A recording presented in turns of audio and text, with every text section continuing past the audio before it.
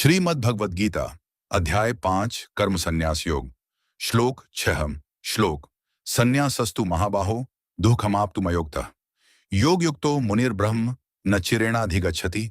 अर्थात श्री भगवान बोले, हे महाबाहु अर्जुन, कर्म योग के बिना संन्यास केवल कर्मों का त्याग प्राप्त करना कठिन और दुखदायी है, परंतु कर्म योग में स्थित मुनि विवेकी पुरुष शीघ्र ही ब्रह्म परमात्मा को प्राप्त कर लेता है।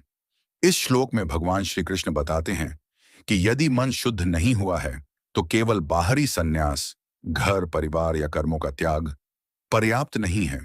यदि मन में अभी भी वासनाएं, इच्छाएं, राग और द्वेष हैं तो केवल कर्म छोड़ देने से शांति नहीं मिलती। कर्म योग के द्वारा निष्काम भाव से कर्तव्य निभाने पर मन शुद्ध होता है।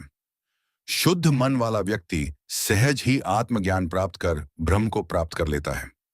केवल बाहरी रूप से संसार छोड़ देना ही संन्यास नहीं है। पहले अपने कर्तव्य का पालन निष्काम भाव से करना चाहिए। कर्म योग मन को शुद्ध करता है और शुद्ध मन से आत्मज्ञान तथा परमात्मा की प्राप्ति सरल हो जाती है। भगवान श्री कृष्ण का संदेश है कि बिना कर्म योग के संन्यास कठिन है, जबकि निष्काम कर्म योग का पालन करने वाला साधक शीघ्र ही परम सत्य ब्रह्म को प्राप्त कर लेता है। इसलिए अधिकांश लोगों के लिए कर्म योग अधिक उपयुक्त और व्यावहारिक मार्ग है।